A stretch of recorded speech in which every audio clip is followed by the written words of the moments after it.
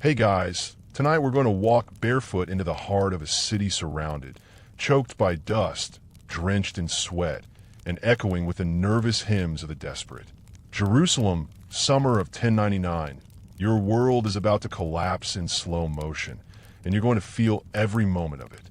The Crusaders are outside, and you're inside, surrounded by people who believe they're God's chosen, though you're starting to wonder if you're just chosen to die dramatically. The sun hangs like an angry coin in the sky, and it hasn't rained in weeks. You cough, and there's grit in your mouth. Not just sand, but ash. Ash from burnt rooftops just beyond the city's edge.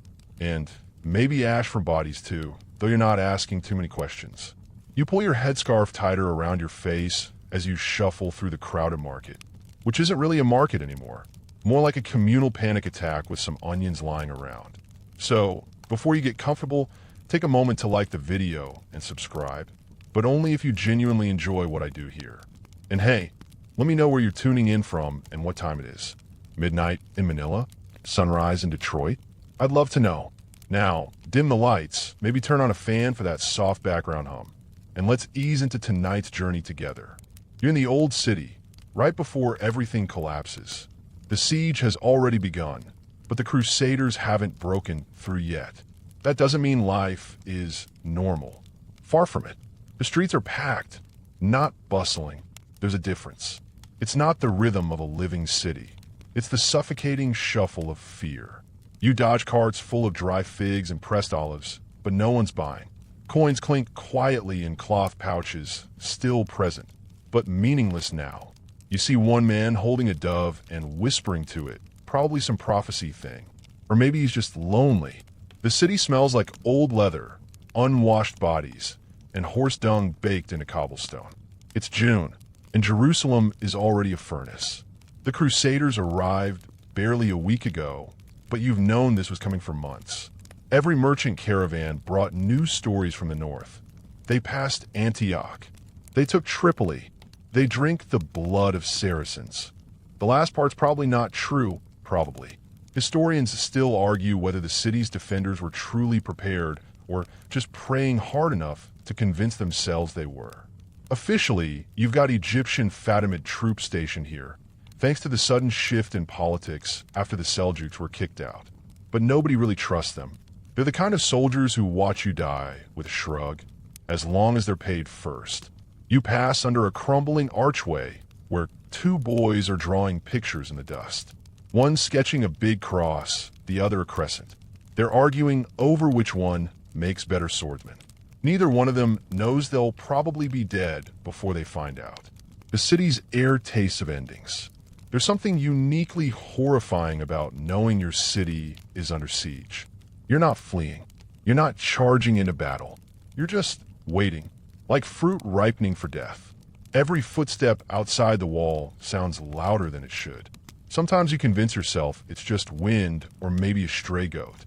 But then you see someone on the tower pointing toward the north wall with a face like damp cloth, and you know the Crusaders are still there, silent, watching. And it's not just knights. That's the weirdest part.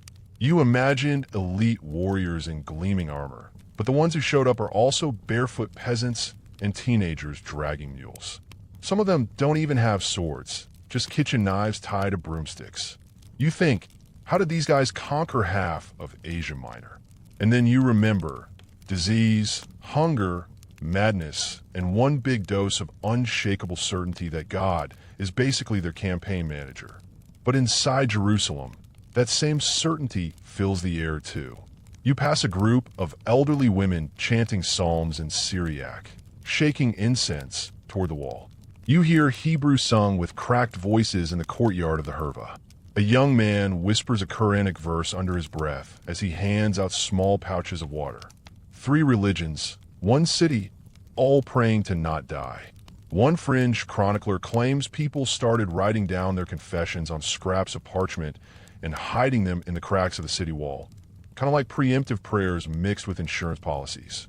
It sounds ridiculous, but also, you sort of believe it. At night, the city transforms. You'd think people would sleep, but they don't. Not well. You lie on your mat, staring at the ceiling, listening to faraway clatter, sometimes screams. Is it a skirmish? A wild animal? The Crusaders aren't dumb enough to charge in the dark, are they? You keep your sandals by your side just in case you have to run. To where? No idea. But running always feels like an option, even if it isn't. You pass a shrine the next morning and find someone's painted it with streaks of ash. A little wooden figurine is nailed above the doorway. Some kind of folk charm. It's not from any religion, you know. Maybe one of the Armenians did it. Or maybe some shepherd from the south who thinks mountain spirits protect cities from invaders. Honestly, you don't judge. You'd pray to a cabbage if it helped. One day, you overhear a baker muttering to himself about how this is all happening because someone let the goats defile a holy site 3 years ago. Another woman insists it's because of a comet she saw last spring. Someone even blames eclipses. You just nod politely and keep walking. Everyone needs a theory. There's a new joke going around. Dark humor, obviously. What's the difference between a pigeon and a frank? The pigeon might fly away. It gets a few nervous chuckles, which is better than silence. You notice the changes first in the bread lines. They used to be long. Now, they're just short, because there's no bread. Someone's selling stale barley cakes near the edge of the marketplace, but you know he baked those a week ago. You think about buying one anyway. Hunger is starting to do strange things to your mind. You hear a crash in the distance, probably a siege engine testing the wall's resolve. Someone says it's a mangonel, but someone else says no. The Crusaders are too primitive to use those. Historians still debate what siege equipment they really brought. Either way, the noise makes your ribs twitch. There's a dog walking down the main road with a human hand in its mouth. You look away, because what else can you do? And then there's the pigeons. They don't care about your problems. They coo and strut and flutter from rooftop to rooftop like this is just another summer. You kind of hate them. Then again, they're the only things that seem calm. By the end of the week, the city's pulse slows. Not from peace, but from exhaustion. Every well is watched. Every door is locked. You hear fewer arguments, fewer prayers. Just tired silence. A lull. You stand on a rooftop one night and look out toward the western hills. You can see the tiny dots of the Crusader campfires blinking like stars fallen to earth. You count them without meaning to. 1, 2, 3, 50? 100? You lose track. Then you feel the wind change. It's subtle, just a shift in the air's scent. Less dust, more metal. It smells like blood already. You go back downstairs and bolt the door. You wake to the groan of stone. A low grinding thunder rolls through the city, as if the earth itself were trying to cough up its secrets. You sit up so fast your neck pops. Then you hear it again, closer this time. It's not thunder. It's construction. Or destruction. Either way, it's something big, heavy, and very determined trying to get through your wall. Jerusalem's ramparts are older than your grandmother's stories. Some of the bricks were laid when Herod was still a name people muttered with fear. You grew up believing the wall was a kind of magic, Jerusalem's immune system. But now you're staring at it from inside, and all you see are seams and cracks. The kind of cracks a battering ram might really enjoy. You wander to the base of the city walls, where soldiers are dragging up boulders and shouting at teenagers to fill the breaches with rubble. You hear one say, "They're building towers." Wooden ones, tall enough to look you in the eyes from the outside. Siege towers. The Crusaders aren't just camping anymore. They're upgrading. Your stomach sinks. You climb one of the interior staircases up to a guard platform with a crooked view of the northern approach. You peek over the crenellations and see the enemy camp stretching like a wooden city, full of fabric tents and the smell of smoked meat. And there they are, the towers. Huge wooden skeletons being wheeled forward slowly. One looks like it's wearing a roof made of stitched ox hides, probably soaked to keep fire arrows from lighting it up. You make a mental note. Fire might not be your salvation. The man next to you on the wall is chewing something bitter, probably colocynth leaves, and rubbing his jaw like he's about to scream, but forgot how. He mutters, "They got this idea from Antioch." He's talking about the siege of Antioch 2 years earlier, when the Crusaders built a ramp out of bodies, mud, and raw will. Historians still argue whether the Crusaders' siege skills came from strategy, desperation, or divine delusion.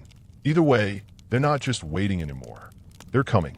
A boy runs past behind you with a bucket full of pitch, trips, spills half of it, then cries because he knows his father will beat him for wasting it. You grab him by the shoulder and say, "It's fine. Just get more." He nods. You both know there isn't any more.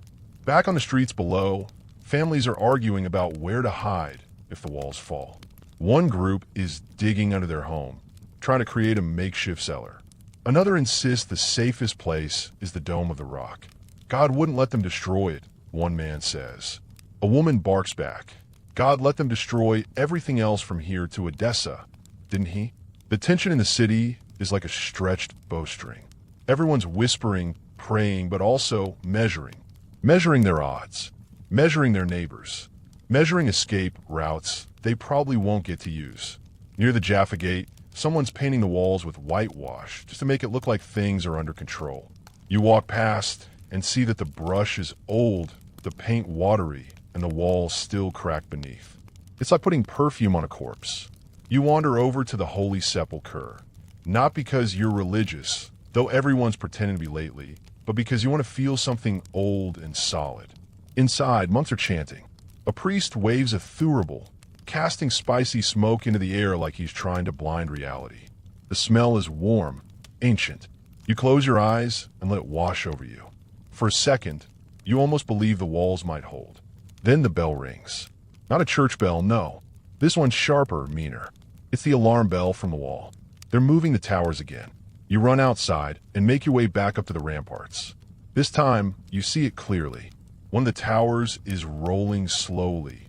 Too slowly, which makes it even more terrifying. It's surrounded by men in mismatched armor. Some wear chainmail, some just padded shirts. A few are barefoot. One guy's literally wearing a pot on his head. You want to laugh, but the tower keeps rolling. There's a cart behind them carrying stakes and bundles of wood. Siege gear. You know what that means. Soon, they'll try to set up a breach platform. They want to walk over your walls. Not climb, not batter, just walk. The defenders begin launching rocks, anything they can find. Some chunks of masonry, some old statues no one cared about until they became ammunition. Someone even throws a copper cooking pan. It dings harmlessly off the tower's hide and lands with a sad clatter in the no man's land below. Below you, a commander is shouting at a group of young conscripts.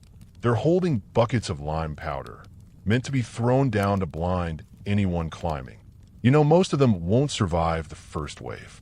You lean over the wall and mutter, "They should have fixed this place 10 years ago." The man next to you says, "They said the wall was blessed. Didn't need fixing." Yeah, tell that to the Crusaders. At one point, someone starts chanting again, a Hebrew lament sung slow and low. Another voice joins in, this time Arabic. Then, surprisingly, a third one, a Coptic Christian melody. For a moment, it's like the city is singing itself goodbye. You pass a small group sharpening arrows in the shade of a broken archway. One of them, a girl barely 15, looks up and says, "You think the wall will hold?" You want to lie, but you just say, "Depends on whether they get bored first." She smiles, shrugs, and goes back to sharpening. Later that night, you return to your home, a narrow stone house with a sloped roof and a cloth curtain for a door. You open it carefully, like the siege might be waiting inside. Your sister is asleep. Your uncle is mumbling something about dreams of fire, and the floor is covered in dust from the day's shaking.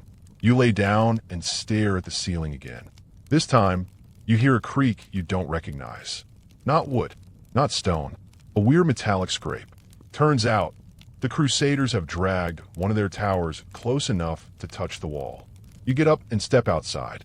A few people are gathering at the corner of your street, all looking toward the northern ramparts. There's a faint orange glow in the sky. Torches, maybe, or maybe fire. You start walking, but your feet feel heavier. Not from tiredness, from dread. It's like your body is trying to hold you back, whispering you don't need to see it. You already know. Still, you go. Up at the top, the tower looms now like a second wall. Its shadow stretches across the no man's land and kisses the base of Jerusalem's ancient stones. It's so close now you can see the bolts and ropes holding it together.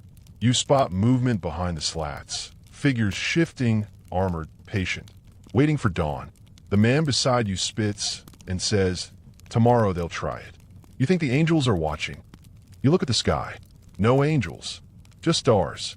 But the wall? It's watching too. And it's old, and it's tired. And it's starting to crack. You don't sleep that night. Not really. You lie down, sure, because it's what people do when the sun sets. But your eyes never really close. Your limbs feel hollow, like your muscles packed up and left without telling you. You hear the city breathing around you, sharp and shallow, like it's trying not to make noise. And from beyond the wall, soft clanking, rope creaks, muffled shouts. The Crusaders aren't resting either. By the time the sun starts to bleed across the sky, everything inside you tightens. Your skin feels one size too small. The air itself is panicking. You can smell it. It's the scent of men rubbing oils into their sword hilts, of dried blood reawakened by dew, of someone vomiting nervously in the alley behind the stables. It smells like everything is about to go wrong. You throw on your tunic and rush out. The streets are already thick with motion. Runners moving messages, soldiers hauling bundles of arrows, terrified priests stumbling through scripture like it's a cheat code. A child scurries past holding a goat's skull painted red. You don't ask why. You've learned not to. Everyone's heading to the northern wall. When you get there, you see them. The towers have stopped moving. They're parked now, rooted like trees, glaring at the wall with flat wooden faces. You can see shields poking out between the planks, the occasional glint of a helmet. And beneath them, chaos. The Crusaders are organizing ladders, raising flags, readying horns. This isn't practice anymore. One of your neighbors mutters, "Well, this is the day." He says it like it's a wedding or a funeral. Probably both. Then the horn sounds. It's not the brassy wail you were expecting. More like a long, nasal groan, like a cow being forced to sing. But it works.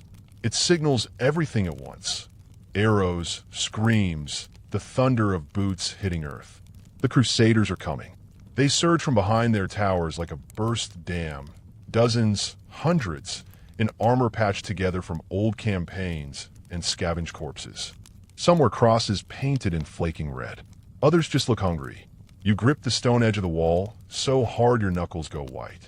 Then you start throwing. Everyone's throwing. Stones, boiling water, sand, pitch, broken plates. A merchant hurls a sack of lentils. You laugh, then stop when you see it knock a Crusader off his ladder. A moment later, the ladders start rising. Too many to count. Some are tall and steady. Some are crooked and wobble like drunks. But they all reach for you. A soldier next to you shoves a torch into a cauldron of pitch and then hurls it down. It hits a ladder square on, and suddenly it's a bonfire. The men on it scream, flail, fall. So don't get up. You hear someone behind you cheer. Then another ladder lands. This one makes it. A helmeted head pops up, sword swinging wildly. He's screaming something in Frankish. You don't know the words, but the intent is clear. Die, please, and make it dramatic. A defender stabs him in the neck. The Frank slips, falls backward, taking two of his comrades with him. You breathe out. One small victory, but then the siege towers groan. It's like we're waking from sleep. They creak forward, slowly, powerfully, unstoppable. Their wheels crush the soil beneath them. You see men pushing from behind, straining, yelling, praying.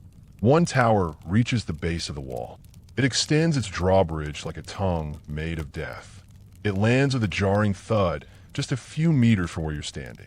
You freeze. Then the Franks pour out. There's no order, just bloodlust. The first few charge out, swinging axes and flails. One gets an arrow to the eye before his foot hits the drawbridge. The others keep coming. They step over their fallen like it's a rug. Your side responds fast. Shields raise. Spears level. For a few frantic minutes, it's like a deadly dance. Advance, retreat, stab, duck, fall, scream. You hear someone next to you shout, "Pour the oil." Another voice screams, "Save the oil. That's our last." Too late. The oil flies. The fire comes next. The stench is unforgettable, burning flesh, hair, leather. A Crusader runs screaming, his tunic ablaze, his hands clawing at the sky. Another just stands and smolders, as if refusing to admit he's dead. And yet, more keep coming. Historians still argue whether it was bravery, madness, or sheer faith that kept the Crusaders climbing over their own dead. You don't care. You just want to stop. Then somehow it does. One of the towers collapses. You're not sure why. Maybe your side weakened the foundation, or maybe you just got tired. Whatever the reason, it crumbles with a thunderous crash, spilling soldiers like dice from a shattered cup. The survivors retreat. Not far, just far enough to regroup. You slump to the ground, breath shallow, arms shaking. A man with blood on his face, whose? Who knows, leans beside you and says, "They'll try again tomorrow." You nod, because you already know, back in the city, things are worse. The water ration has been halved. Bread is now a paste made of crushed lentils and spoiled grain. You chew it slowly, try not to gag. You're told to save your strength. For what? Another day of survival. You pass the Holy Sepulchre again. The doors are barred, not to keep people out, but to keep panic in. Someone's hiding relics inside, just in case. There's a rumor that a priest swallowed a gemstone embedded in the altar so the Franks wouldn't find it. You overhear an argument in the street. A Jewish elder is pleading with a Christian scribe to let his family into the monastery courtyard. It's safer there, he says. The scribe hesitates, then nods. Nobody's enemies anymore, just potential corpses. That night, as you light a stub of candle and sit in your doorway, you hear a dog barking, then a baby crying, then nothing. It's the quiet that terrifies you. Too quiet. It feels like the world holding its breath. A fringe rumor spreads that the Crusaders are running low on food too, that they've started boiling their shoes for broth. One man insists he saw a soldier gnawing on his own leather scabbard. You laugh, then realize that if they're that hungry and still attacking, nothing will stop them.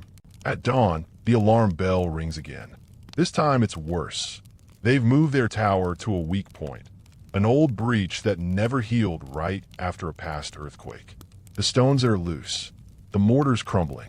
You can feel in your feet when you stand on it, like the walls sighing. You rush to reinforce it. Others are already there, stacking barrels, broken carts, even furniture. One woman throws in her wedding chest without blinking. They come again. Ladders, arrows, horns, towers smoke. It all blurs together now. You fight, or you hand things to people who are fighting, or you drag the wounded away. It's all the same. At one point, you see a boy, no older than 10, fling a pot of scalding water off the wall. It hits a knight square on the head. The knight staggers, roars, then keeps coming. The boy just nods and grabs another pot. The tower's drawbridge slams down again. This time, a Crusader captain makes it through. He's taller than the rest, dressed in chainmail, and wielding a sword that looks like it cost more than your whole house. He shouts something in Latin. You have no idea what it means, but the men behind him cheer. You panic. Then, miracle, a spear flies from somewhere beside you. Hits him square in the chest. He falls backward into the crowd. They scatter. His body disappears beneath them. The attack stalls. The Franks retreat again, but they'll be back. You know it. Everyone does. You wipe your face. It's mostly dust and fear. You go home, if it can even be called that anymore. You sit in the doorway again. And for the first time in days, you cry.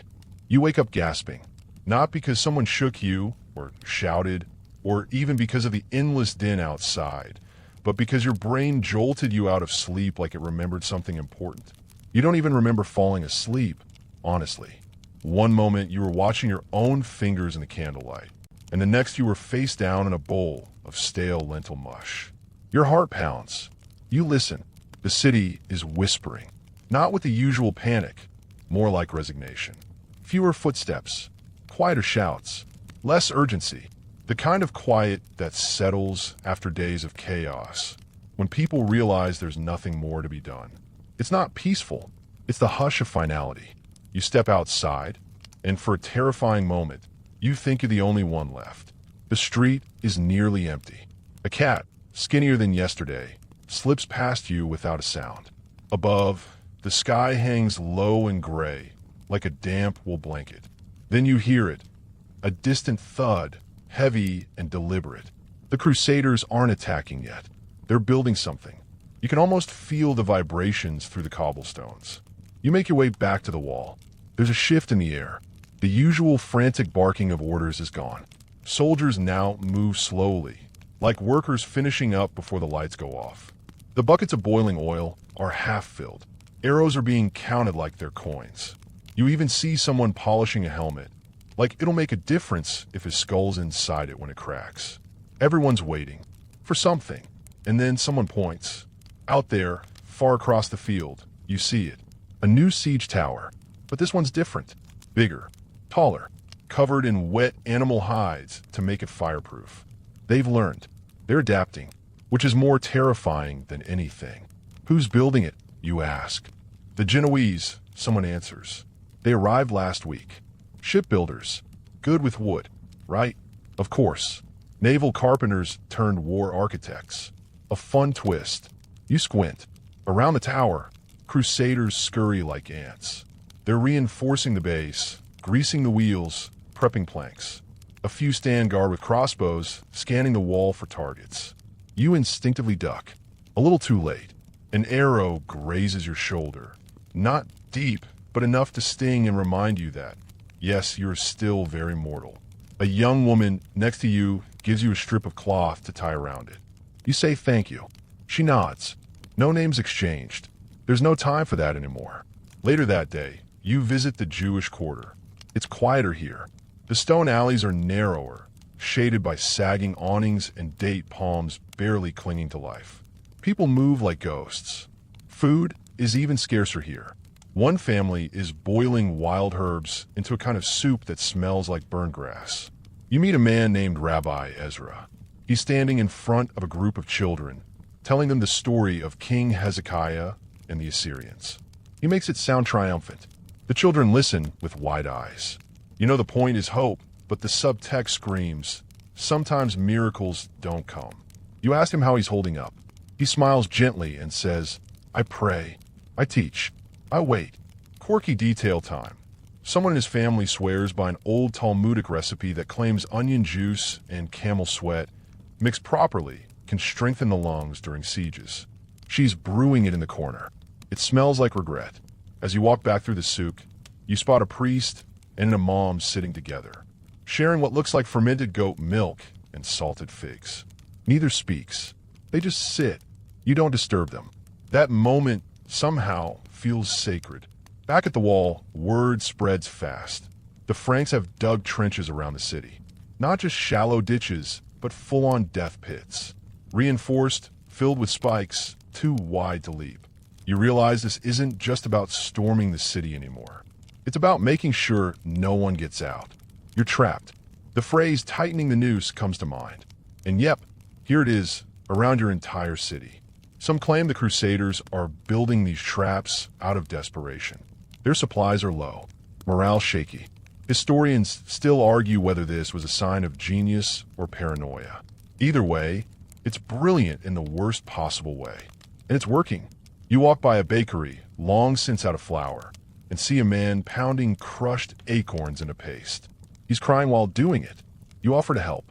He refuses, muttering something about dignity. You respect that. At night, the stars are especially bright, which would be beautiful if it weren't so terrifying. Every light in the sky feels like a divine spotlight, as if the heavens are watching to see who wins, or who dies first. You find yourself sitting on a rooftop. Next to you, an old woman knits by candlelight. Her hands are steady, her face calm. What are you making? You ask. Shroud, she replies. You know, like she just told you she's knitting socks. It's that kind of week. A rumor starts swirling that a few defenders are thinking of sneaking out to seek help. From where? Damascus, maybe. Cairo? No one knows. The plan is suicidal. You kind of admire it. Then a council is called. You're not invited, of course. You're not important, but you hang around the building like a nosy cat. You overhear snippets. We must negotiate. They won't spare us. We surrender and lose everything. We fight and lose everything. Comforting. The vibe inside the city shifts again. Less urgency now. More preparation. Quiet goodbyes.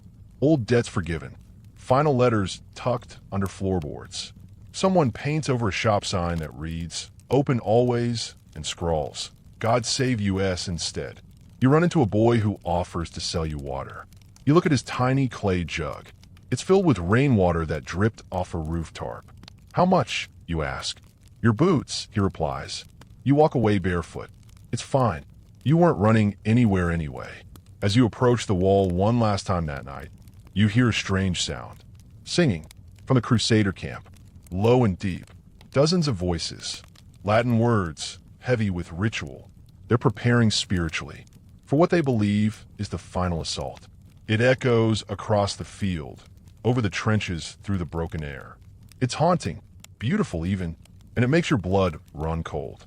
You lean against the stones, suddenly exhausted, and for the first time, you wonder, is this the end? The dawn breaks in a cold, gray wash, like the city itself is reluctant to wake. You feel it before you see it, the heavy, oppressive silence that settles like a shroud after a long storm. Today is different. You don't have to be a prophet to guess the truth. This is the day the walls will be tested like never before. You make your way to the wall, heart hammering with a mixture of dread and grim resolve. The streets are crowded with soldiers sharpening swords, patching shields, and whispering prayers to saints you barely remember. The air tastes metallic, like iron and fear. At the top, the view is terrifyingly clear. The Crusaders have moved their massive siege tower right up to the walls. This isn't a slow, cautious advance anymore. It's a hammer-poised strike. You notice the defenders working frantically, stacking barrels of boiling pitch and oil, positioning archers with their bows drawn taut. The sound of distant drums rises from the Crusader camp, a rhythmic heartbeat that seems to shake the very earth beneath your feet. As you grip the stone battlement, you spot something strange. A small figure climbing one of the ladders. No armor, no weapon, just a determined glint in his eye. A child? You blink, and he's gone, swallowed by the chaos. The first arrows fly. They whistle through the air, a deadly rain that darkens the sky. Some strike true, others miss, embedding in the wooden siege towers or bouncing off chainmail. You join in, pulling arrows from your belt and firing as fast as you can. Your fingers sting from the cold and the effort, but you don't stop. Suddenly, a deafening crash. The siege tower's drawbridge slams against the wall. The defenders pour boiling oil and pitch, but the Crusaders press on, their bodies pushing forward like a relentless tide. A voice behind you shouts, "Keep the ladders down." You look over and see a group of men heaving on ropes, trying to pull the enemy's ladders away. The battle feels like a nightmare playing out in slow motion, each moment stretching longer than the last. You catch sight of the Crusader captain from before, the one who fell the other day. He's back, limping but furious, rallying his men with a roar. You wonder how many times a man can die and come back before he truly gives up. The fight reaches a fever pitch. Swords clash against shields, screams pierce the air, and the smell of smoke and sweat is overwhelming. You see a defender fall, a young woman you recognize from the market, her face pale but fierce. Historians still argue whether the defenders had enough manpower to hold the walls or if sheer desperation kept them alive this day. From your vantage point, it feels like a miracle. The siege tower shakes violently. Someone, perhaps a brave or foolish soul, sets fire to its base. Flames lick the wood, smoke billows, and the attackers scramble to put it out. In the chaos, the defenders gain a momentary advantage, pushing the invaders back. But then, from the other side of the city, a trumpet blares, a signal. You turn just in time to see another tower approaching. Reinforcements. The battle isn't over. You brace yourself, fingers clenched around your weapon, heart racing. Outside the walls, the Crusaders chant, a strange, rhythmic sound that fills the air and makes your skin crawl. You can't understand the words, but you know it's meant to intimidate. Inside, someone starts singing a psalm, a soft counterpoint to the enemy's roar. It's a fragile thread of hope woven through the chaos. The hours drag on. You lose track of time and space, swallowed by the relentless tide of violence and smoke. By nightfall, the city is battered but standing. You collapse against the wall, exhausted beyond words. The fight today has left marks on your soul, deep, raw, unforgettable. And yet, the sun will rise again. You wake the next morning to the smell of burnt wood and something else, something sour and metallic that turns your stomach upside down. The air is heavy, thick with dust and smoke that settles into your lungs with every breath. The siege feels less like a distant threat now and more like a suffocating blanket you can't throw off. The city is quieter today, but not peaceful. You move through the narrow streets, dodging groups of soldiers repairing walls and civilians hauling water. The baker's shop has collapsed. The wooden beams lie smoldering on the ground, and you notice a few rats scurry away, their eyes shining in the gloom. You think of the rumor that rats spread disease, but it's the famine and fear that will likely claim more lives here. You stumble across a small group gathered around a makeshift altar in the synagogue courtyard. Rabbi Ezra, the man you met days ago, is there again, his voice calm as he chants prayers for the dead and the living.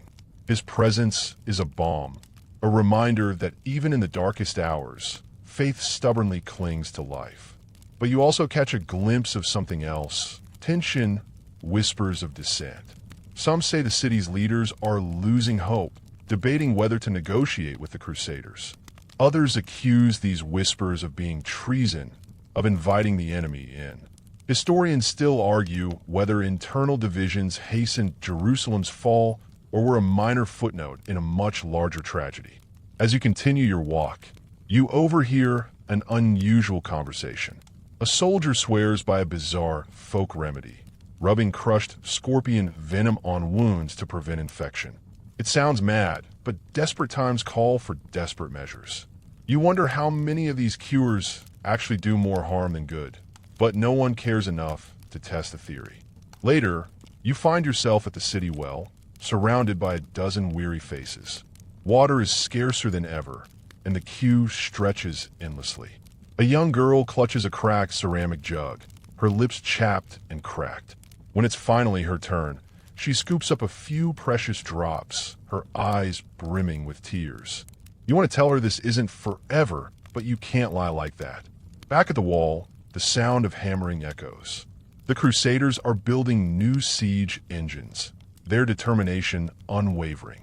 You see one of the large trebuchets rolling into position, a monstrous contraption capable of launching massive stones that can shatter walls and spirits alike. You recall a tale told by an old soldier about these machines. Some say the first trebuchets were inspired by watching cats fling mice into the air, but historians still debate this whimsical origin story. You glance over your shoulder to see your own people preparing for the next assault. Arrows are sharpened, swords oiled, shields patched with whatever scrap metal can be found.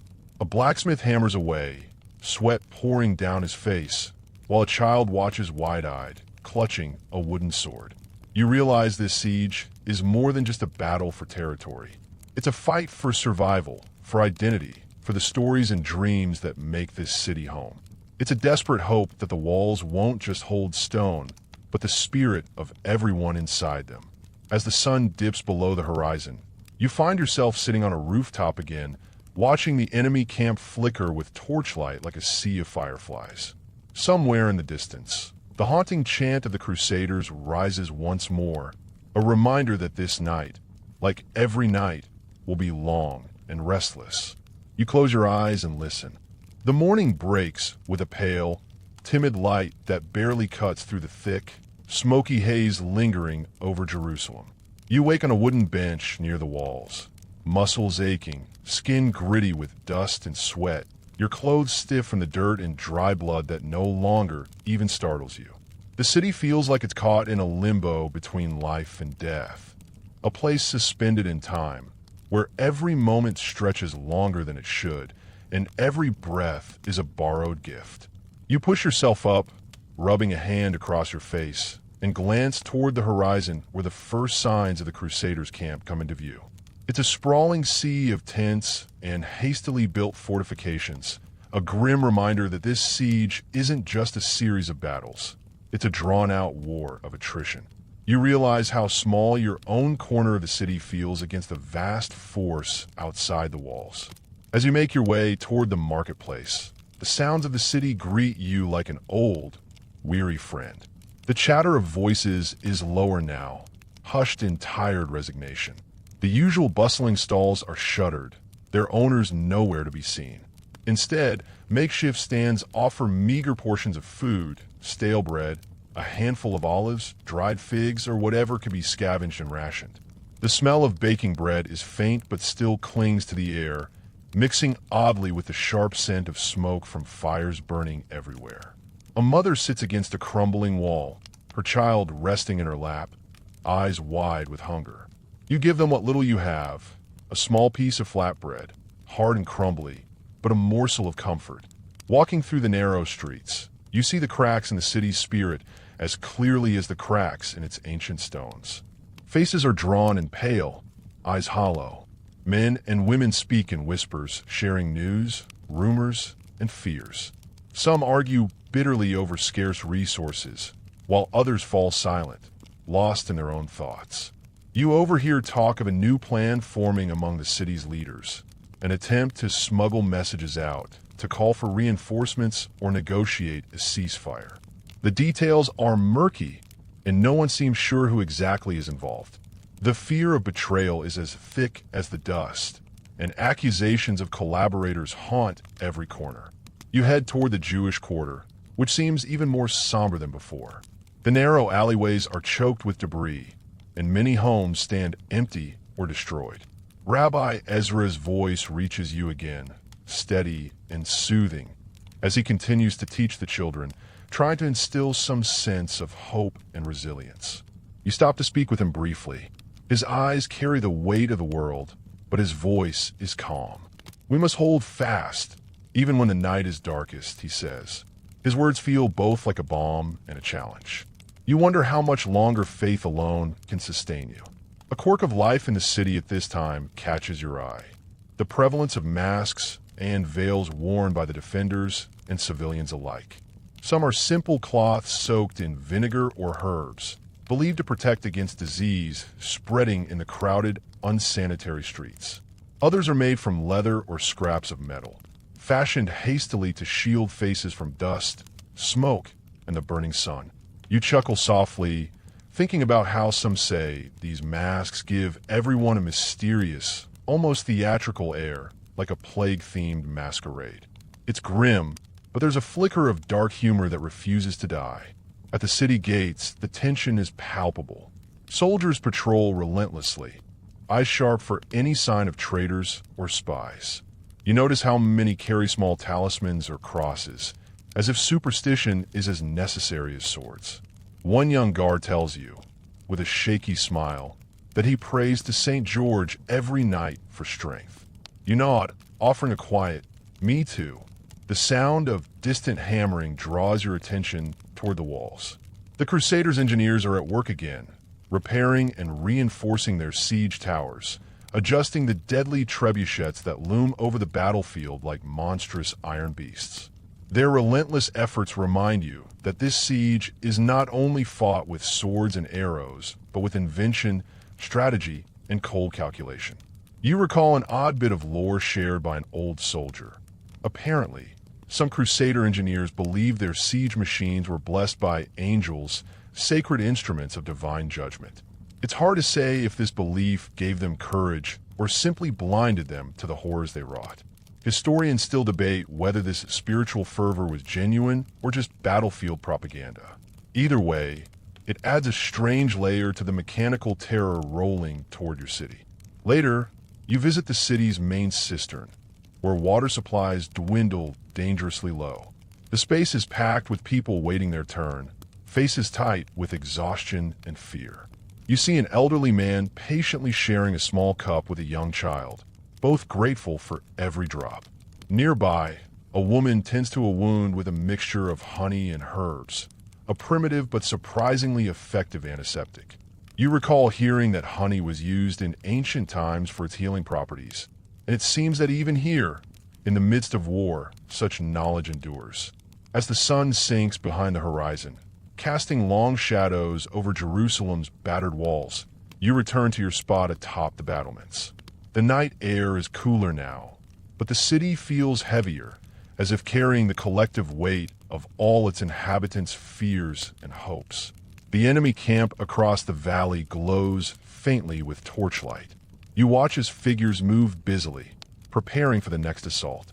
The rhythmic chanting begins again, low and haunting, a reminder that this siege is as much psychological warfare as physical. You close your eyes, try to find peace in the moment. Your thoughts drift to those you've lost and those still standing beside you. You wonder if the city itself feels your hope and your despair, stone by stone, heartbeat by heartbeat. You lean back against the wall, muscles aching but spirit unwilling to break. Because, despite everything, you're still here. And tomorrow, the fight continues. The dawn barely stirs the horizon when you're already awake, the chill of early morning settling deep into your bones. Jerusalem at this hour feels almost surreal, a city caught between the silence of night's end and the noisy anticipation of what the day might bring. You stand on the parapets, watching as the first pale fingers of light touch the weathered stones, the shadows retreating just enough to reveal the scars left by the endless siege. Your eyes scan the battlefield beyond the walls. The Crusader camp is quieter than usual, but that doesn't mean they're resting. In fact, the stillness often feels like the tense pause before a storm. You can almost hear the grinding of wheels as they reposition siege engines, the low murmur of commanders planning the next move. Somewhere in the distance, a bell tolls, a grim reminder of the hours slipping by. Inside the city, the daily grind of survival unfolds with desperate urgency. You wander through the labyrinthine streets, noting how every building seems to be repurposed as a fortress or a refuge.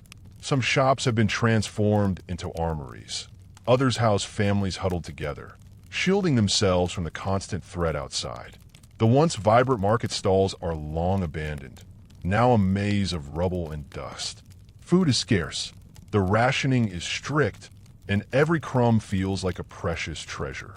You watch a woman divide a loaf of bread into fractions so small it barely feeds a child. Yet everyone waits patiently, knowing that greed could mean starvation for another. There's an unspoken rule here, a fragile social contract born of necessity. You stop by a small fountain tucked into a shadowed courtyard, its water barely a trickle, murky and tinged with rust. A group of children, faces grimy and eyes wide, crowd around it. One girl, no older than 7, carefully dips her hands into the water, then cups them to her mouth with a quiet reverence. You can't help but smile at her innocence, untouched yet by the harshness of the siege. In a nearby alley, you overhear a hushed conversation between two men. One talks of a rumor that has been circulating, a secret pact whispered among certain city officials and the Crusader leaders, possibly to open a gate or sabotage a defense. The other scoffs, calling it paranoia born of fear. Whether there is any truth to these stories, historians still debate. But the mere existence of such whispers shakes the fragile trust that holds the city together.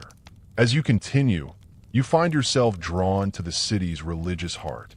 The Church of the Holy Sepulchre stands battered but unyielding, a beacon for the beleaguered defenders. Inside, monks move quietly, tending to the wounded and offering prayers. The flickering candlelight casts long, dancing shadows on the stone walls, creating a fragile sanctuary from the chaos outside. You meet a monk named Brother Thomas, whose calm demeanor and gentle smile seem out of place amid the suffering. He tells you that faith is what keeps the city alive, a thread connecting the past to the future. In these times, he says softly, hope is an act of rebellion. The practicalities of daily life are equally grim. At the blacksmith's forge, the rhythmic clang of hammer on metal echoes, a reminder that even in despair, the city's heartbeat continues. Weapons are repaired, arrows sharpened, armor patched. The smith's apprentice, a boy no older than 13, is learning fast, his hands steady despite the fear in his eyes. You hear a peculiar story from the smith about a strange weapon one of the Crusaders wielded, a kind of crossbow that fired multiple bolts at once. Whether it's truth or exaggeration, it sends a shiver down your spine. Historians still debate the extent to which advanced weaponry influenced the siege, but there's no doubt technology played a chilling role. Back outside, the sun climbs higher, turning the dust in the air into a golden haze. You spot a group of women gathering wild herbs along the city's edge. They move quickly, aware that any venture beyond the walls could be deadly. These plants are used not only for medicine, but also for cooking and rituals, small acts of normalcy amid chaos. Later, as afternoon descends, you find a quiet spot near one of the ruined temples. You sit and watch the city breathe, sometimes shallow, sometimes deep. The walls creak with every gust of wind, and somewhere nearby, a child laughs, a rare sound that feels like a secret gift. The city's defenders gather again, preparing for the inevitable nightfall attack. Arrows are lined up, boiling oil readied in cauldrons, swords cleaned and tested. You take your place among them, feeling the weight of your sword familiar in your hands. As twilight approaches, a strange calm settles. The enemy's torches flicker across the valley like a sea of fireflies, ready to descend once more. But inside, the city holds its breath, united in a silent vow to resist. You look up at the stars peeking through the darkening sky and wonder how many others are watching too, hoping for dawn. Because no matter how fierce the siege, the human spirit is stubborn, and sometimes that's all that matters. Night wraps around Jerusalem like a velvet shroud, thick and suffocating, as you settle in among the defenders on the ramparts. The city's heartbeat slows but never stops. Every creak of timber, every murmur of voices, every distant clash carries weight. The siege doesn't sleep, and neither can you. Not really. Your eyes adjust to the gloom, searching for any movement beyond the walls. Torches flicker in the enemy camp, casting eerie shadows that dance on the ground.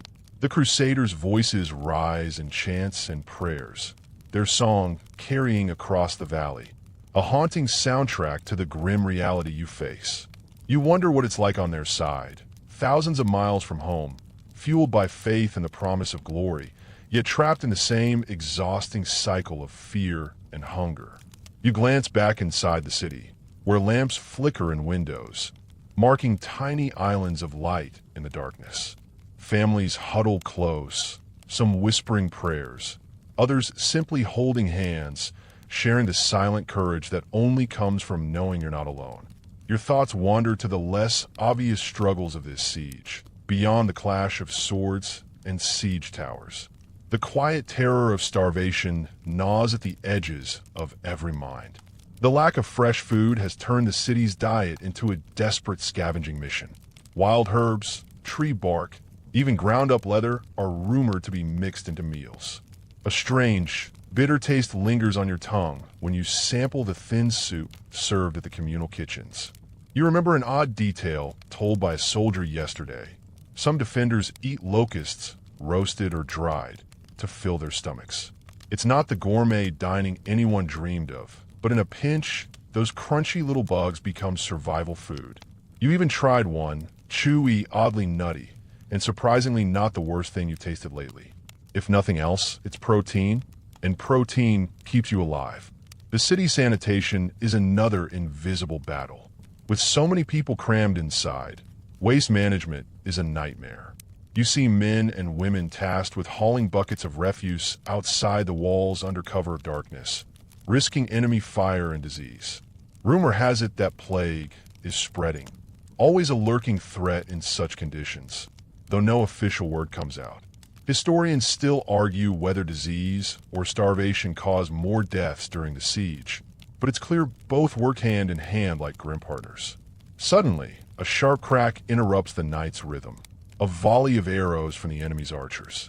The thwack of shafts hitting shields and walls fills the air, followed by the clang of metal and shouted orders. You grip your weapon tighter, adrenaline surging. The defenders rush to their stations, ready to repel the assault.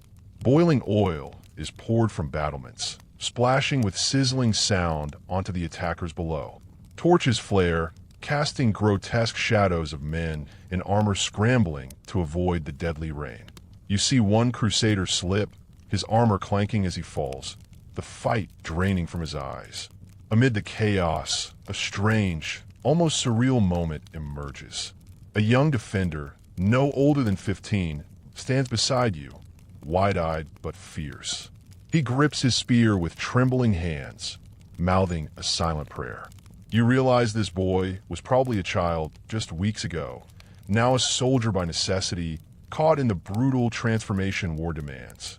The battle intensifies, but your training kicks in. You block a thrust, parry a blow, and push forward with renewed determination. There's a rhythm to this violence, a brutal dance that numbs the senses yet sharpens focus. Eventually, the attackers pull back, their formation breaking as they retreat to regroup. The city exhales, but only briefly. The siege is relentless, a slow, grinding machine that won't stop until every stone is shattered or every soul crushed. You tend to the wounded in the aftermath. Men and boys with torn clothing, scratched faces, eyes wild with shock. The medics move swiftly, applying poultices and bandages with practiced hands. The wounds may heal, but the memories linger. You think of the Crusaders too. What drives them to fight with such zeal? Some claim they believe it's a holy mission. Others say it's conquest disguised as faith. Historians still debate the true motivations behind the First Crusade soldiers, but whatever the answer, the result is the same: blood and broken lives on both sides. As dawn begins to break, you find a quiet moment to rest, the cool light washing over the battered city. You look out across the horizon, where the enemy camp lies silent once more, the storm temporarily past. You wonder how many more nights like this you can endure. How many more battles? How many more prayers whispered into the cold Jerusalem air? And yet, despite everything, you know you will face them again. Because this is your home, and you're not yet ready to let it go. The sun blazes mercilessly overhead as the day drags on, its heat pressing down like a weight you can't shake. You trudge through the city streets, your boots stirring up clouds of dust that cling to your skin, mixing with the grime and sweat that have become permanent fixtures. The siege has transformed Jerusalem into a place where every moment feels like a battle, even when no swords clash. You find yourself near the city's walls again, where the air is thick with tension and the smell of burnt wood. The Crusaders' siege towers loom ominously across the valley, their massive wooden frames creaking as they inch closer to the battered ramparts. The engineers behind them work tirelessly, pulling ropes, driving stakes, and adjusting the great machines of war. It's a grim reminder that the city's defenders are not only fighting people, but also technology and relentless will. As you observe the preparations, a peculiar detail catches your eye: the use of Greek fire, or at least something that resembles it. Flames that refuse to die, stubbornly clinging to wood and flesh alike, flicker from the defenders' boiling pots and jars hurled over the walls. The precise composition of this incendiary concoction remains a subject of debate among historians, but its terrifying effectiveness is undisputed. You recall hearing a fringe theory that some of the ingredients may have been harvested from mysterious sources, like bitumen from the Dead Sea or secret recipes guarded by monks. Whether this is fact or fanciful myth, the psychological impact on the attackers is undeniable. The crackling fire seems almost alive, a fiery serpent writhing across the battlefield. Amidst the chaos, you encounter a messenger, breathless, dust-covered, and grim-faced. He brings news that sends a ripple of unease through the city. A breach in the outer defenses has been spotted near the northern gate. The Crusaders have managed to pry open a small section of the wall using a battering ram, a terrifying prospect that could spell disaster. You and a band of fellow defenders rush to the scene, hearts pounding like war drums. The narrow street leading to the breach is filled with rubble and broken stones, and the air smells pungently of smoke and sweat. You can hear the clash of swords and cries of pain ahead, the battle raging in tight, desperate quarters. Fighting in such confined spaces is chaos incarnate. You can barely see your comrades through the thick smoke, but you feel their presence beside you, solid, determined, unyielding. The clang of steel on steel rings in your ears as you parry blows and strike back with all the strength you have. In the heat of battle, time distorts. Moments stretch endlessly. Seconds flash by in a blur. You remember a peculiar tactic used by some defenders. A crude but effective use of boiling pitch poured from above onto attackers. The burning liquid causes screams and retreat, a vivid reminder that warfare here is as much about cruelty as courage. The narrow streets become a maze of struggle. You pass a young soldier with a makeshift wooden shield, his face smeared with dirt and sweat. Despite his fear, he fights with reckless abandon, perhaps fueled by desperation or the faint hope of survival. Eventually, the attackers are pushed back, the breach sealed with rubble and bodies. The victory feels hollow. The city's wounds deepen with every clash. You lean against a battered wall, catching your breath and wiping blood from a cut on your arm. The adrenaline fades, replaced by exhaustion and a gnawing sense of dread. As you look around, you notice how the siege has blurred the lines between soldier and civilian. Women carry water to the wounded. Children deliver messages and tend to small tasks. Everyone has a role, and every role is vital. The siege has forged an unlikely community out of desperation. You recall a curious story about the city's cats and dogs, which have become both companions and scavengers. Some say the animals help keep vermin at bay. Others whisper that they're omens of death or messengers from the divine.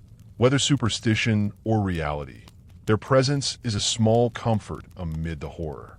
That evening, as the sun dips below the horizon, you find yourself near the Temple Mount, where the remaining defenders gather for a brief moment of prayer and reflection. The ancient stones seem to hold the weight of centuries of history, and you feel connected to generations past who have faced hardship and hope. You kneel, closing your eyes, letting the sounds of the city fade into a soft murmur. The scent of burning incense mixes with dust and sweat, a reminder that even here, amid destruction, faith endures. Historians still argue whether the spiritual strength of Jerusalem's defenders or the sheer military might of the Crusaders ultimately decided the fate of the city. But tonight, in this fleeting moment, none of that matters. What matters is survival, resistance, and the quiet hope that tomorrow will bring something better. You rise, ready to face the next day, whatever it may hold. Dawn breaks with a pale, hesitant light, casting long shadows over a city that feels more like a cage with every passing day. You wake to the distant sounds of hammers pounding and voices shouting. Another day in this endless siege. The air tastes dry and metallic, and your muscles ache from the previous day's fight, but there's no time to rest. Jerusalem demands your attention, your strength, your very will to survive. You begin your morning with a visit to one of the city's few remaining wells. Water is a luxury now, and the queues stretch for blocks. People wait silently, their faces etched with fatigue and resignation, clutching whatever vessels they can find. Jars, broken pots, even scraps of cloth tied to sticks. The water they draw is murky, tinged with dust and sediment, but it quenches thirst like no other. At the well, you overhear a heated debate among the city's elders. They argue about whether to send a secret envoy to the Crusaders, proposing a truce or even surrender to save what's left of the population. Others vehemently oppose, insisting that holding Jerusalem is a sacred duty worth any sacrifice. The tension is palpable, the weight of impossible choices pressing down like the city's battered walls. You pass through narrow alleys to reach the city's granaries, where the last reserves of grain are stored under heavy guard. The sacks are dusty and partially eaten by insects, a grim testament to dwindling supplies. A young woman, tasked with ration distribution, measures out tiny portions with trembling hands, her eyes darting nervously as she tries to maintain order. Rumors circulate that some desperate families have resorted to eating their own animals, goats, dogs, even cats. A whisper reaches your ears that some have taken to gathering rats and mice for food, a disturbing detail that seems almost too terrible to believe. Yet, in a siege where survival is paramount, these tales become grimly credible. A curious story surfaces from a group of refugees who recently arrived from the city's outskirts. They speak of strange nocturnal creatures, descriptions so odd you're unsure if it's truth or the product of fear and exhaustion. Some say these creatures are mutated rats. Others claim they are spirits sent to haunt the city. Historians still debate the reliability of such accounts, but they add an eerie layer to the siege's already dark atmosphere. You continue to the city's infirmary, a cramped and chaotic place. The air is thick with the scent of herbs, blood, and unwashed bodies. Medics and monks work tirelessly to tend to the wounded and sick, their faces pale but determined. You notice a young apprentice carefully mixing poultices from herbs gathered just outside the walls, some of which are poisonous if mishandled, adding a dangerous edge to their work. One medic shares with you a tale of crocodile dung being used as a primitive antiseptic, an odd but not unheard of practice in medieval medicine. Whether this actually helped prevent infection or simply added to the misery is unclear, but highlights the desperate ingenuity at play. Outside, the city hums with nervous energy. Children play in the shadows, their laughter a brief but precious break from the grim reality. Their innocence seems almost surreal here, a fragile bubble of normalcy in a world unraveling at the edges. As afternoon heat intensifies, you find a quiet spot in the ruins of a once grand synagogue. The cracked walls still bear faded murals, hints of the city's rich and complex religious tapestry. It's a reminder that Jerusalem's significance extends beyond the immediate conflict, a city sacred to many, layered with centuries of history, culture, and faith. You think about the Crusaders and their own motivations. Some are undoubtedly driven by piety, others by greed or the promise of land and riches. Historians still argue about how these mixed motives shaped the siege's brutality and duration, but one thing is certain. Jerusalem was more than a prize. It was a symbol. As the day fades, you return to the city's walls. The defenders prepare for another night of attacks, sharpening weapons and fortifying weak points. The tension is thick, but there's a shared resolve that somehow steadies your nerves. You find yourself next to an old warrior, his face lined with scars and stories. He murmurs a proverb: "The walls may crumble, but the spirit endures." It's a sentiment you hold onto as night descends once more, wrapping the city in darkness and uncertainty. The siege continues, unyielding and merciless. And so do you. Night falls again, cloaking Jerusalem in a heavy, almost suffocating darkness. But beneath that darkness, the city pulses with an uneasy energy, the quiet before the storm, or perhaps the storm itself disguised as silence. You move along the walls, your footsteps muffled by dust and rubble, senses sharp despite the fatigue, settling deep in your bones. The city's defenders are on edge. Every shadow could be an enemy scout, every whisper a signal of an impending attack. You glance out over the valley, where the Crusader camp lies, sprawling and ominous, their tents flickering with torchlight like fireflies trapped in a jar. The distant sounds of hammers and chains resonate in the still night. Siege engines being readied, ladders being hoisted, soldiers murmuring prayers or curses. You recall the strange and eerie sound the Crusaders sometimes make during their nighttime preparations. A rhythmic, almost chant-like call, not quite singing, but not quite speaking either. Some say it's meant to intimidate. Others believe it's a way to maintain morale or unity. Whatever its purpose, it adds an unsettling soundtrack to the siege's nocturnal rhythm. As you patrol, a sudden flare of light catches your eye. Arrows coated in pitch streak through the air, igniting small fires outside the walls. The defenders scramble to extinguish them before they spread, using blankets and buckets of water drawn from the nearby wells. The smell of smoke mingles with the dry earth and sweat, a familiar, grim perfume. In the chaos, you notice a peculiar tactic. The defenders have begun tying bundles of thorny branches to the tops of their walls. When the attackers try to climb the ladders, these thorny barricades tear at their armor and skin, buying precious seconds. It's a brutal but clever innovation born out of necessity. Suddenly, the sound of footsteps behind you draws your attention. A messenger, cloaked and hooded, approaches swiftly, breathless. He hands you a sealed parchment, news from within the city's leadership. The Crusaders are planning a major assault at dawn, intending to use their siege towers in a coordinated push to breach the walls. The weight of this information sinks in like a stone. You realize the coming hours will test every ounce of your endurance and resolve. You join a council of defenders, commanders, knights, and common soldiers alike, gathered in a dimly lit chamber carved into the stone. The air is thick with the scent of wax and fear. Plans are whispered, weapons checked, prayers muttered. You overhear a curious debate among the commanders. Some advocate for a desperate sortie, an all-out attack on the enemy camp to disrupt their siege engines. Others argue it's too risky, that the defenders must hold their lines and conserve strength.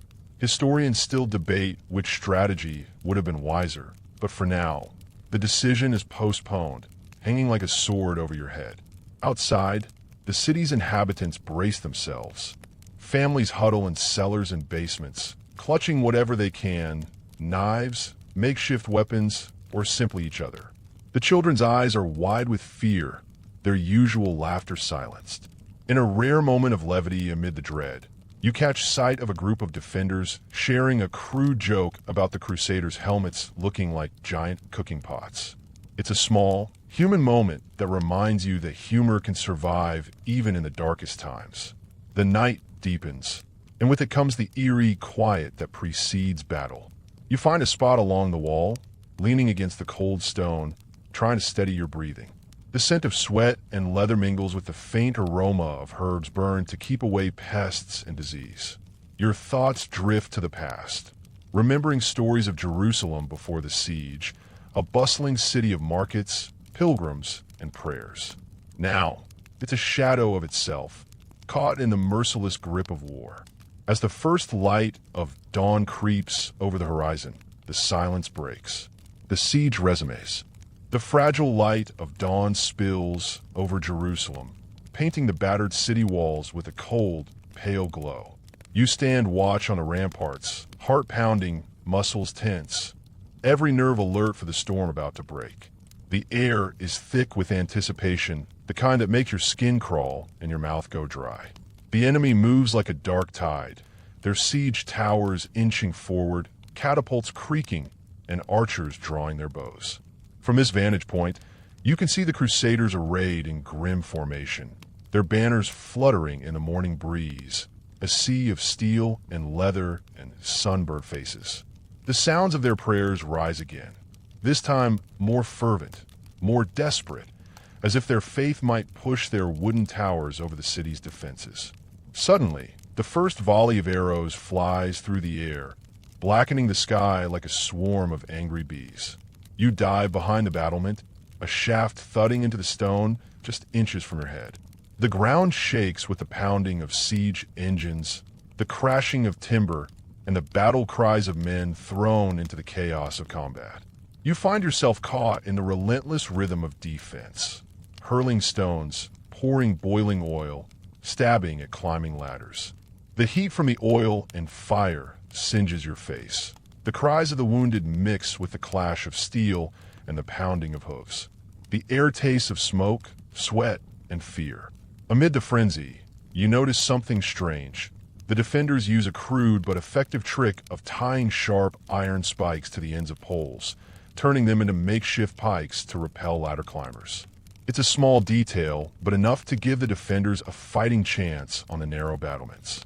Historians still argue whether such improvised weapons significantly alter the siege's course. But in moments like these, every advantage counts.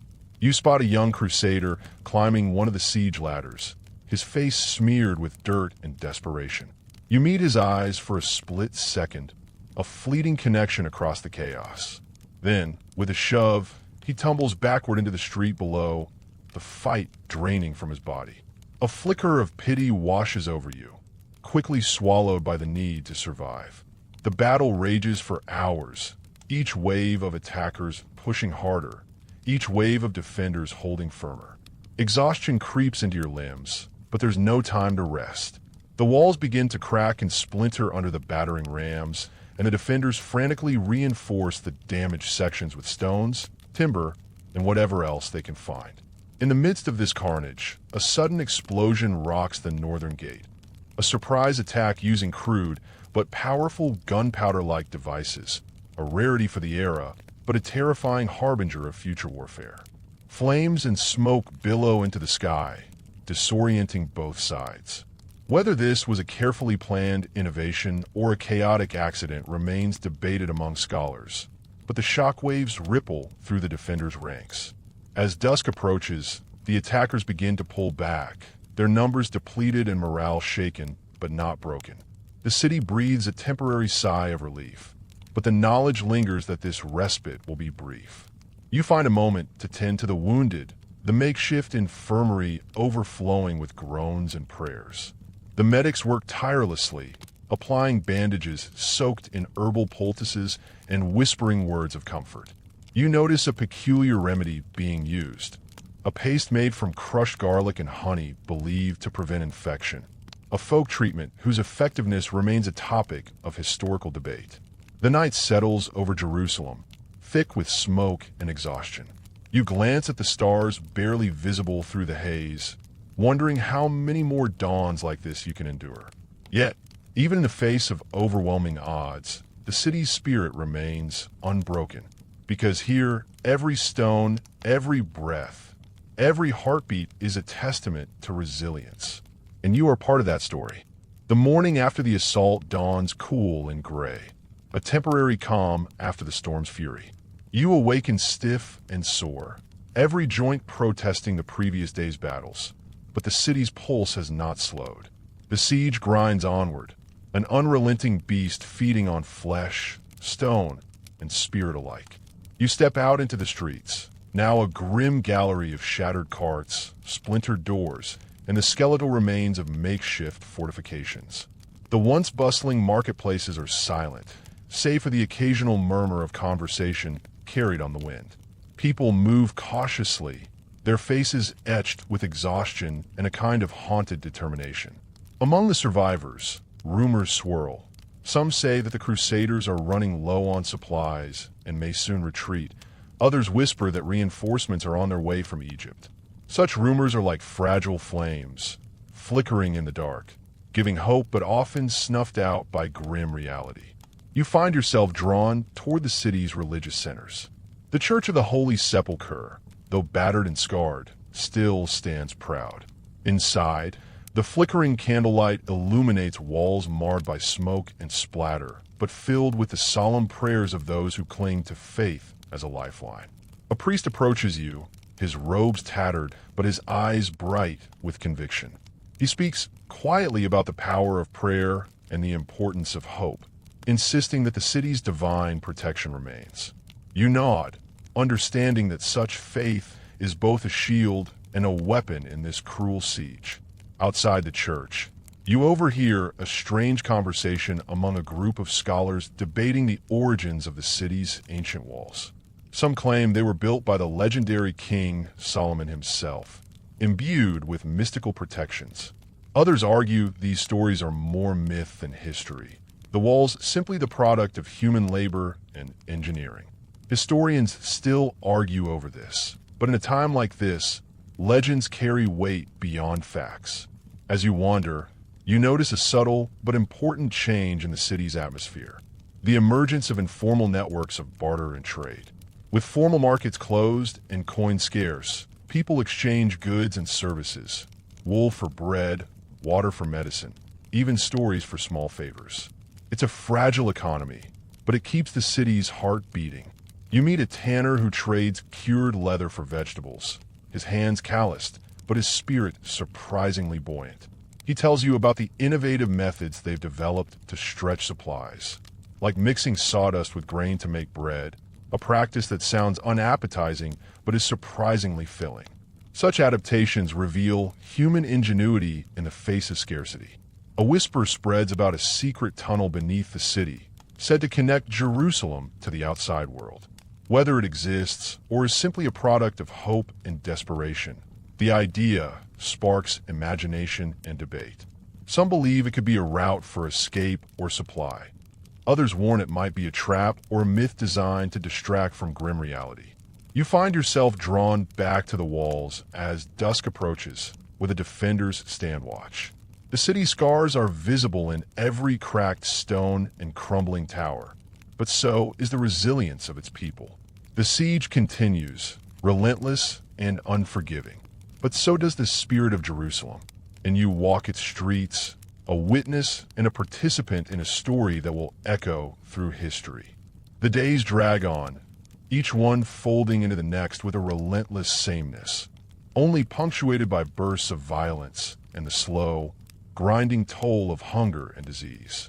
You wake once more to the muffled sounds of the city, footsteps echoing off the ancient stones, children's distant cries, and the occasional sharp bark of a commander rallying the troops. You join the routine of daily life inside the city's walls, fetching water, repairing barricades, and scavenging whatever scraps of food you can find. Every step you take feels heavy, as though the very earth beneath Jerusalem weighs on your shoulders, reminding you that this siege is not merely a battle of armies, but a battle of endurance. The smell of rot and refuse grows stronger by the day. With so many dead and wounded, and the city's sanitation systems overwhelmed, disease spreads like wildfire. You see families covering their mouths, some with rags, others with grim resignation, trying to avoid the invisible enemy that cuts deeper than any sword. In a small corner of the city, a makeshift quarantine area has been set up where those afflicted with what seems to be dysentery and typhus are isolated. Medics, their hands trembling with exhaustion, tend to the sick, their whispered prayers blending with the moans of the afflicted. The air is thick with despair and the faint scent of herbs, the effectiveness of which remains a subject historians continue to debate. Amid the suffering, you notice acts of profound kindness. A woman sharing her meager ration with a child, a soldier giving his last piece of bread to a stranger, monks offering words of comfort. It's a reminder that even in the darkest of times, humanity flickers stubbornly. At the city gates, rumors circulate of a possible breach in the walls, whether through treachery, exhaustion, or the sheer force of the siege engines. The defenders tighten their ranks, reinforcing weak points with every scrap of wood and stone they can find.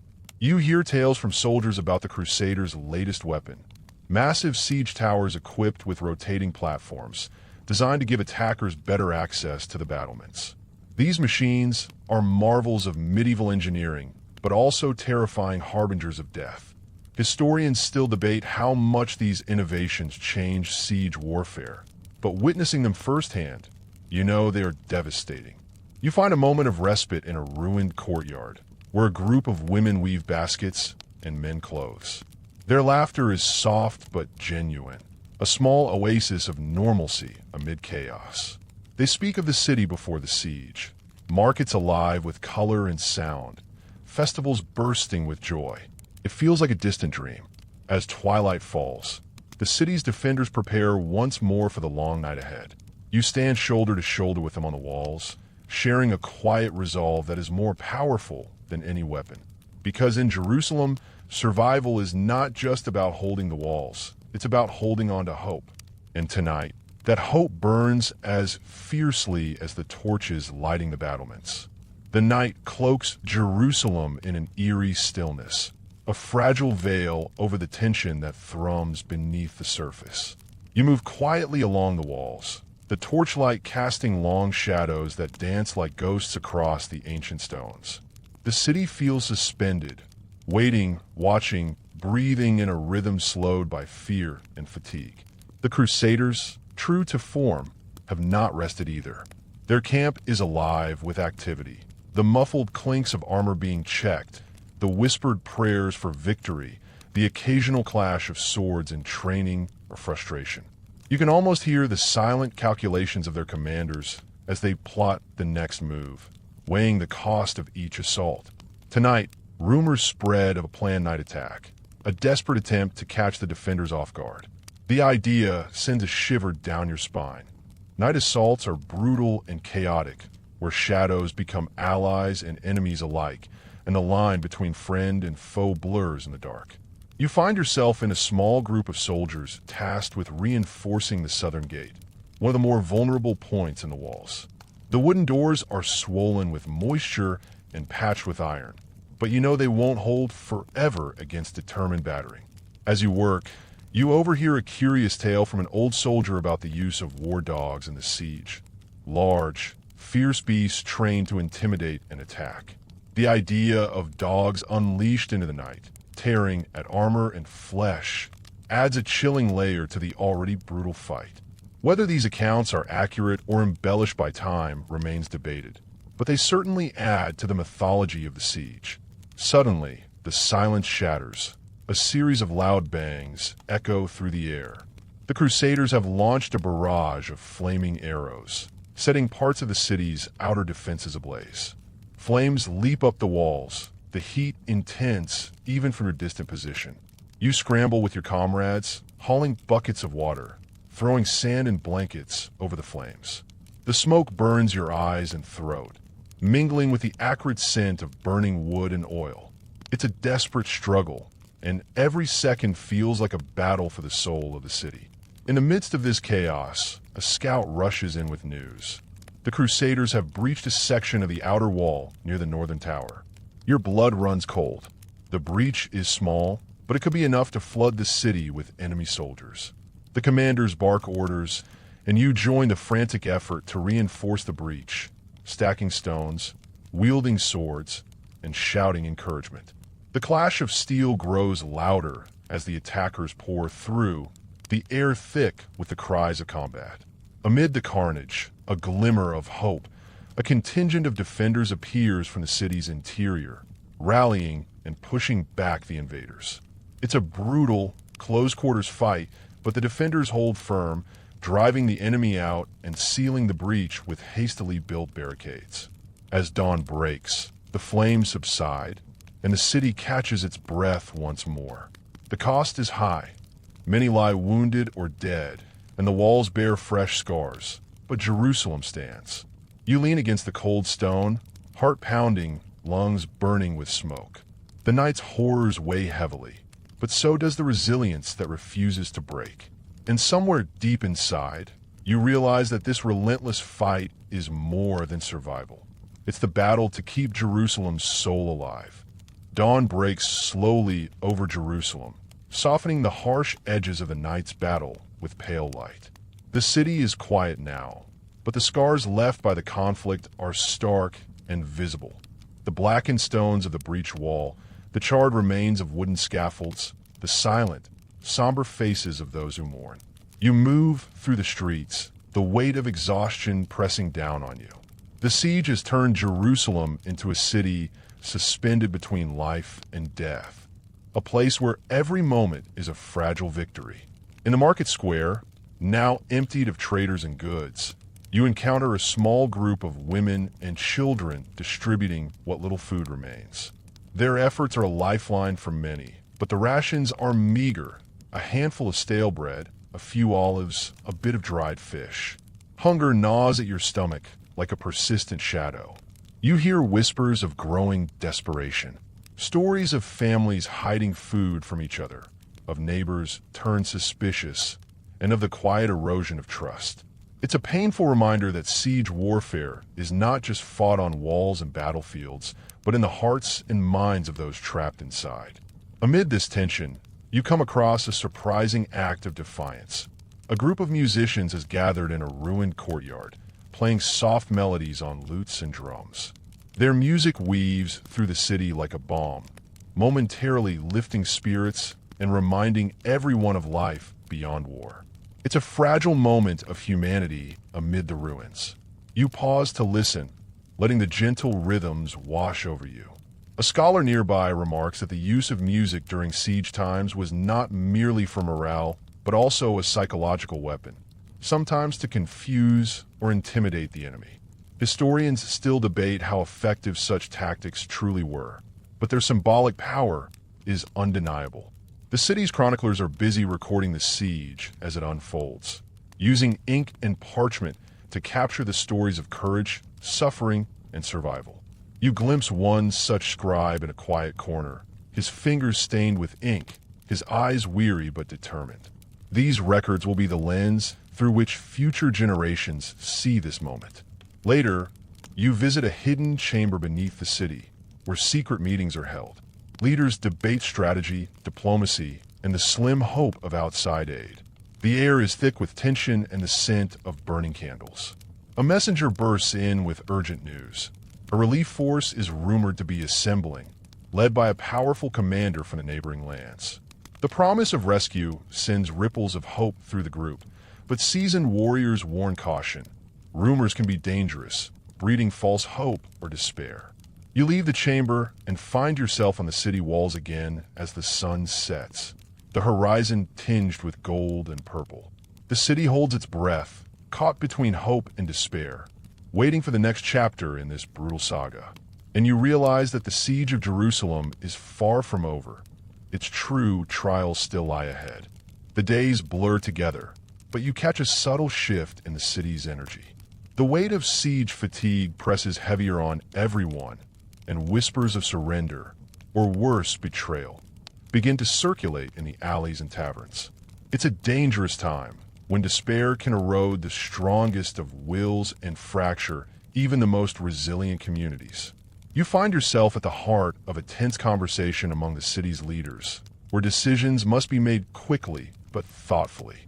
The debate centers on whether to continue the defense or attempt a parley with the Crusaders, a negotiation fraught with uncertainty and peril. Some argue for parley, hoping to secure safe passage or at least a ceasefire. Others, hardened by months of fighting, see it as surrender and refuse to consider it. The schism reflects the larger divide among the population, where fear, hope, and defiance intertwine. The emissaries sent to negotiate report back that the Crusaders demand the city's unconditional surrender, promising mercy but veiled threats lurking beneath their words. It's a grim prospect. Does one trust promises made under the shadow of swords? Meanwhile, supplies dwindle to perilous lows. Water, the city's lifeblood, becomes a contested treasure. You join a party tasked with guarding one of the few remaining wells, where the risk of sabotage and theft hangs over every bucket. In these moments, you witness the ingenuity and desperation of the city's inhabitants. One resourceful woman has rigged a crude filtration system using cloth and charcoal, improving water quality marginally. Another man has rigged an alarm system of rattling chains and bells to warn against nighttime raids. These adaptations, born of necessity, underscore human creativity amid crisis. But with scarcity comes tension. You witness a heated argument between two families over a small ration of grain, the voices raised and the threat of violence simmering. It's a reminder that survival in siege conditions is as much about navigating social fractures as enemy assaults. Amid this turmoil, you encounter a fascinating cultural moment. A group of children playing a game mimicking the siege, using sticks and stones as weapons. It's a bittersweet sight, the innocence of youth clashing with the harsh realities that surround them. Scholars have long debated the role of such play in helping children process trauma, a glimpse into the resilience of the human spirit. As night falls, the city holds its breath once more. The walls groan under the weight of constant pressure, and the distant sound of drums and horns signals another assault is near. You steady yourself on the battlements, heart pounding with a mix of dread and determination, because the end game of the siege is drawing near, and soon everything will change. The air is thick with anticipation, a charged silence settling over Jerusalem as the final phase of the siege approaches. You stand at the city's edge, eyes scanning the horizon where the Crusader camp sprawls like an ominous shadow. Tension tightens your chest like a vice. Everyone knows the last assault will be brutal, decisive, and devastating. Preparations in the city become frantic. You help reinforce gates and repair damaged walls, your hands blistered but steady. The hum of whispered prayers mixes with the clatter of hammer and chisel, a symphony of desperation and hope. At the same time, the Crusaders marshal their forces with grim determination. Their banners ripple in the wind, a sea of crosses ready to crash upon the city. Siege engines loom like monstrous beasts, their gears grinding slowly toward destruction. Rumors swirl of a secret weapon, a new type of siege engine rumored to hurl massive stones with terrifying accuracy. Whether this is fact or crusader propaganda designed to intimidate remains uncertain, but the threat adds another layer of dread. You find yourself amidst a group of defenders sharing stories and small jokes to keep spirits up.